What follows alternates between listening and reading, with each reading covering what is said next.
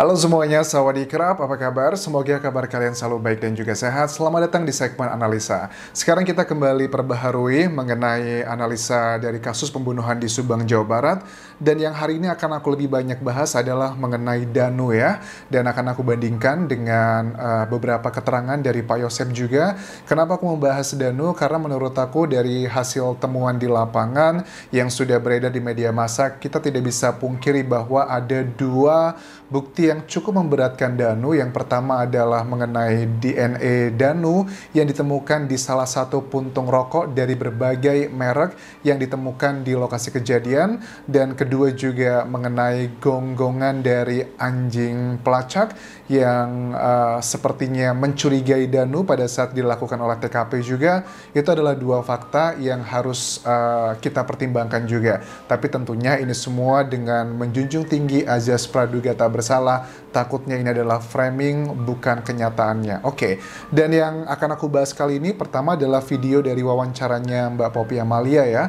Ada banyak teman-teman yang bilang, Anjas coba dong lihat wawancaranya Danu bersama Mbak Poppy. Itu Danu kok aku lihat katanya sering megang hidung gitu loh. Oke. Memang beredar di masyarakat, terutama di sosial media, katanya kalau orang lagi ngomong sering megang hidung, itu tandanya dia bohong. Apakah itu benar atau salah, Anjas? Menurut aku tidak 100% benar. Kenapa bisa seperti itu? Tidak ada data atau scientific evidence gitu ya, yang menyatakan riset dari tulisan apapun bahwa kalau orang megang hidung pasti bohong. Bahkan lie detector pun aja, tes yang bisa mengecek apakah orang itu berkata jujur atau bohong, itu pun kadang ada beberapa orang yang bisa lolos. Misalnya seperti di kasusnya Kopi Cyanida, Jessica pun lolos dari tes lie detector, tapi diputuskan bahwa dia adalah bersalah. Itu artinya adalah tidak semuanya itu benar. Terutama masalah megang hidung. Megang hidung itu hanya masalah faktor kebiasaan aja. Bisa itu menjadi pertanda dia itu bohong, asalkan ada patternnya. Kalau dalam satu kali interview ngobrol, dia megang hidungnya lebih dari 7 kali, nah, itu baru bisa dianalisa, oh ada patternnya gitu, topik-topik ini dia megang hidung. Tapi kalau hanya sekali, 2 kali, it's fine. Itu adalah masalah kayak public speaking aja. Mungkin aku melihatnya secara keseluruhan dari wawancara ini, si Danu mungkin termasuk anak yang bukan tipe orang public speaker dan ngomong di depan kamera dengan diliatin orang tuanya. Terus juga dengan kasus sebesar ini adalah hal yang wajar dia nervous. Oke, bagian yang pertama akan aku bahas adalah tentang masalah mobil Alphard ya. Ini mobil Alphard adalah mobil yang dijadikan tempat pembuangan dari kedua jenazah korban di situ. Ada perbedaan keterangan yang agak sedikit menurut aku ini menarik ini. Kenapa?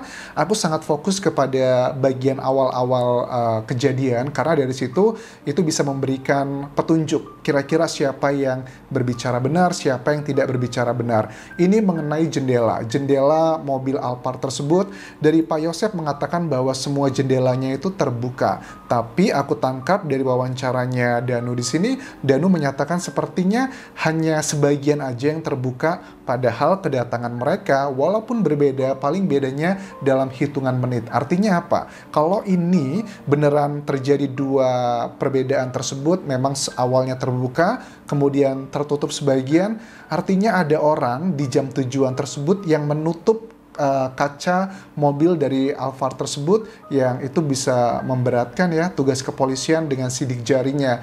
Apakah ini bentuk keteledoran saja, ketidaktahuan, ataukah ini bentuk salah satu melindungi sesuatu hal yang sedang dirahasiakan? Tapi kita simak dulu ya.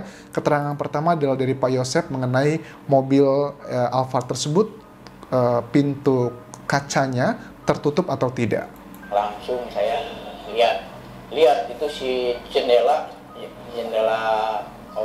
kendaraan semuanya terbuka ininya. Oke, jendela semua kendaraan terbuka ininya.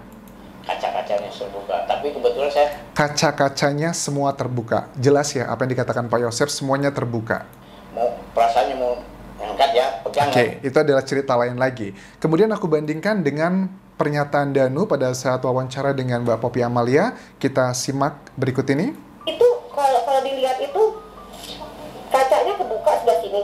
Iya, di kiri. Kiri ya? Di kiri ya. Kiri ya? Iya. Bukan di kanan. Karena kan ada tembok. Iya. ya kan mobil ada tuh begini nih. Iya. Ini yang kebuka ya? Iya yang. Oke. Ini kebuka nggak? Kalau itu Danu sempet lihat, tapi yang begitu Danu lihatnya yang di kiri pas Kebuka ya? Iya. Tuh kan, aku menangkapnya di sini yang sempat lihat, artinya yang kebuka hanya yang di kiri pas. Mohon maaf kalau aku salah. Kalau menurut kalian bagaimana? Karena bagian ini adalah interpretasi ya dari pernyataan Danu. Maksudnya Danu apakah sama seperti Pak Yosep semuanya kebuka atau menurut kalian pernyataan Danu cuma sebagian kiri aja yang terbuka? Kalau kamu dari depan sini, kamu kelihatan kaki nggak? Emang agak itu sih gelap mobil itu. Oke, agak gelap. Oke. Sebenarnya kalau ada yang bertanya Anjas itu kan nggak terlalu penting ngebahas masalah kaca. Menurut aku penting ya, karena suka tidak suka pada saat pelaku ya membersihkan sidik jari di tubuh korban, kemudian juga membersihkan sidik jari juga di mobil. Takutnya adalah pada saat tim kepolisian seperti kita tahu bahwa ditemukan ada banyak sidik jari dari Pak Yosep. Nah, ada kemungkinan adalah bahwa pada saat Pak Yosep itu datang pertama kali mungkin berbeda lebih dulu dibandingkan Danu beberapa menit.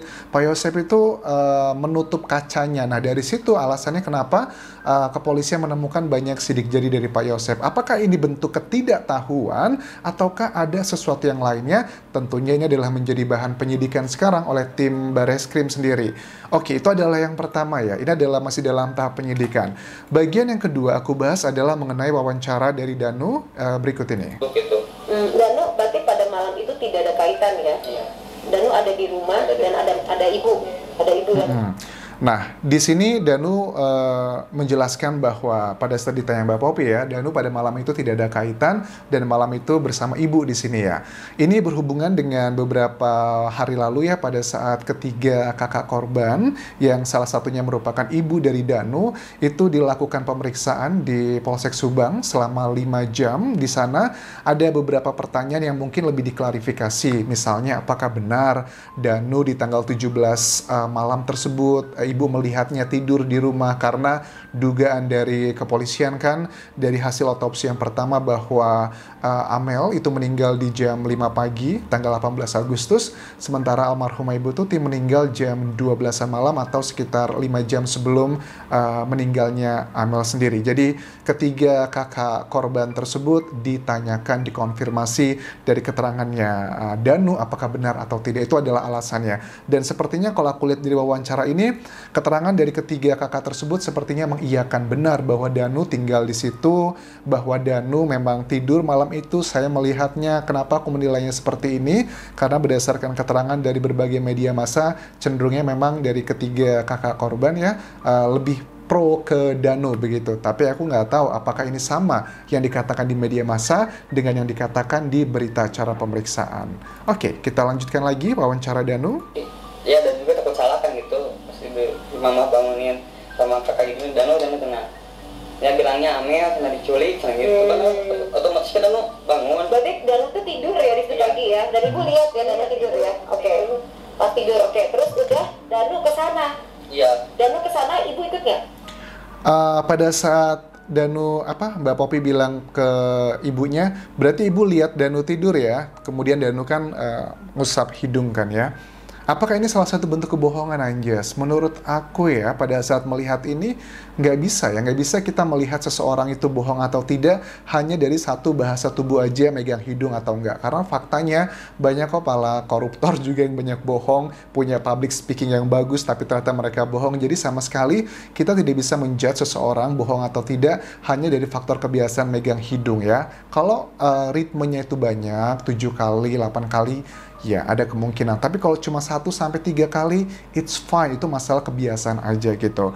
Nah, kemudian kalau aku lihat dari sini, si Danu memang ekspresinya kalau dari awal sampai akhir video kan, dia kesannya lemes ya. Kayaknya udah nggak berenergi, agak sedikit ngebungkuk. Itu menggambarkan bahwa dia tuh lelah sebenarnya. Lelah dengan berbagai macam wawancara. Baik dari media nasional, YouTube, ataupun juga media cetak adalah hal yang sangat wajar. Bungkuk ini bukan karena dia adalah merasa terlibat, perasaannya bukan, tapi karena dia kecapean. Itu sih analisa aku melihat dari seorang Danu ya, secara public speakingnya begitu. Enggak. Apa yang Danu kesana berarti nyampe jam berapa? Nggak lama sih, belum Mau tidur. langsung ke sana. Oh iya, jam berapa tuh kira-kira? Jam 7 lebih. Oke, apa yang ada? Oke. Jadi sampai sana di lokasi jam 7-an lebih gitu, karena setelah dikasih tahu sama ibunya bahwa ada penculikan katanya langsung ke lokasi. Tapi yang selalu menjadi pertanyaan aku, yang aku yakin sekarang menjadi salah satu bahan penyidikan tim penyidik kepolisian adalah ada beberapa keterangan kronologi ya di tanggal 18 Agustus, tepatnya di pagi, ada hal yang tidak match antara Danu, Pak Yosep, kemudian juga Pak Ujang. Menurut aku ada beberapa poin yang bisa membuka jalur akan kemanakah si pelaku sebenarnya. Itu menurut aku yang sangat memberikan tanda ataupun juga guidance, arahan yang jelas begitu. Oke, kita tunggu nanti. Aku berharap segera terbuka kasus ini. Terima kasih buat teman-teman yang sudah menonton. Terima kasih untuk 22% di antara kalian yang sudah subscribe. Yang lainnya, please jangan cuma nonton tapi juga subscribe ya. Itu adalah support nyata kalian buat aku terus mengawal kasus Subang ini. Sampai ketemu lagi di video berikutnya. Kapan kerap semuanya. Bye-bye.